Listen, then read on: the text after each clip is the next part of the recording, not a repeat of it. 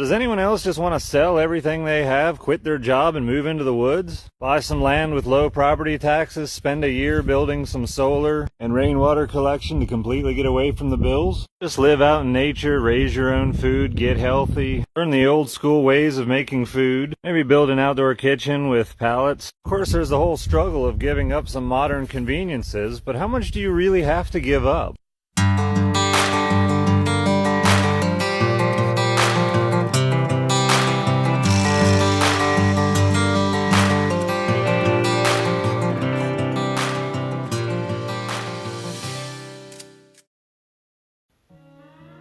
Hey everyone, this is Nate at Narrowway Homestead. We're at the end of February here, and we are packing up. We're living in boxes. Hello guys, we're driving on our way to West Virginia, hoping to buy, close on some property, about 102 acres is what it says. I haven't been down there yet. These two went down and checked it out, came back with a good report. Told me it was cool, and I guess I'll find out, and if I don't like it, we won't buy it, but supposedly I'm gonna like it, so.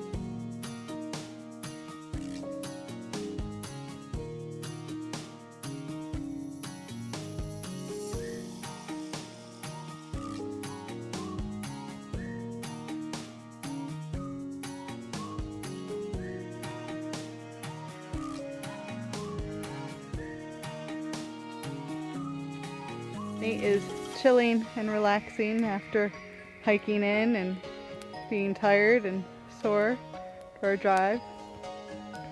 We got our hammock set up with our tarps just in case it rains. Most people that start a homesteading channel, or at least a lot of them, wait until they have something really nice and then they just go ahead and show what they have and how they work it and everything else. And there's not a whole lot of stuff about before you actually get on the homestead, what people do and how difficult it might be, or what the process is. So I just wanted to detail a little bit what our process is. Hey guys, Trina from Narrowway Homestead here. We got a new addition to go with us to our homestead in West Virginia, and I'm going to show you.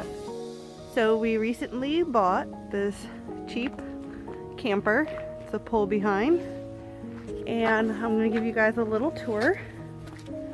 It's not anything fancy. We're probably going to have to do some remodeling and some painting. So you come inside, and here to my right would be what is the master bedroom.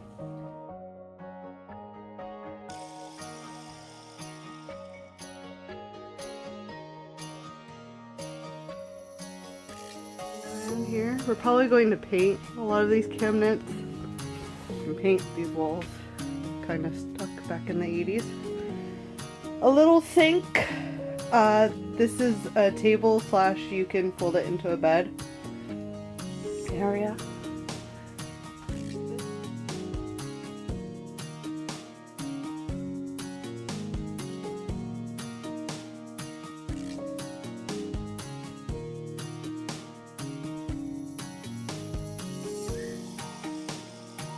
Water that we've collected through our rainwater system and take it in this 5-gallon bucket and carry it up the hill to the camper.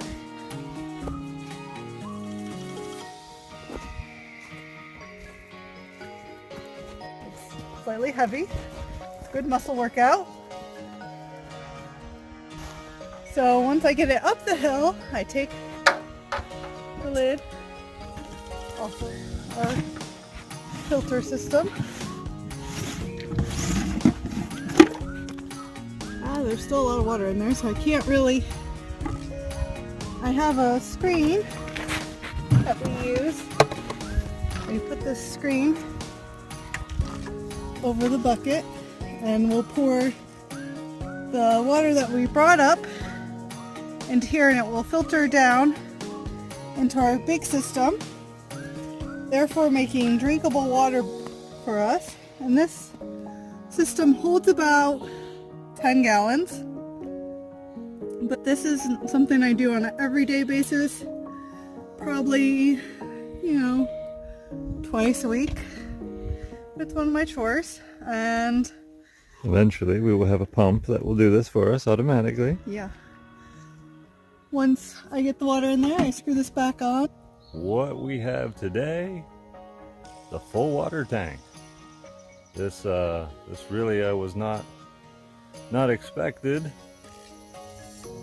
but as you can see, we have clouds in the sky, and we got a lot of rain yesterday. We went from 400 gallons in the bottom of this tank up to 2,400 gallons.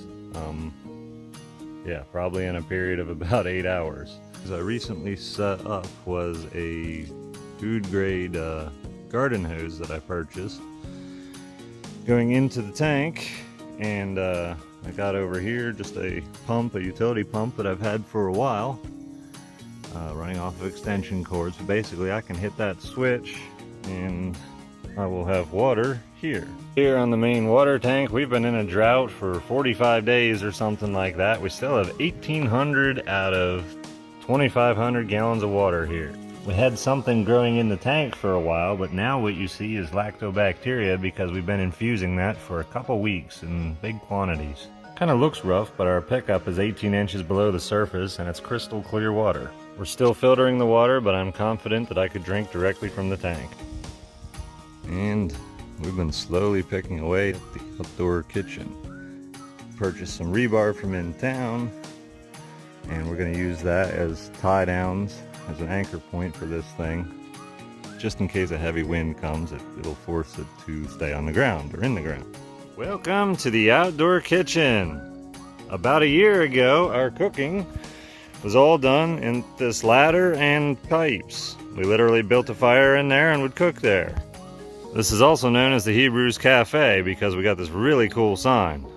We are going to be renovating, but I wanted to show you guys everything in here before I renovate so then you can appreciate after. From firewood to furniture, in this case shelving. If you have tools and you have some time and you have some wood that people consider firewood, sure, it might take a couple pieces of plywood or something, but you can do a whole lot with just slab wood. Well, I have a lot of fancy tools that helped me do this quickly. A cheap coping saw will get the job done. And even though I used very crooked materials, a little bit of patience allowed me to get everything installed in a straight and level manner. And it's got character. It is exactly 18 months to the day that I set foot on the homestead. There was nothing in this field other than the junk I brought and the camper that had just recently been parked. It was actually parked in the middle of the driveway, so I couldn't even really get I couldn't even get around very well. Fair, hope you enjoy your life out there, buddy. Thanks. I'm enjoying it so far.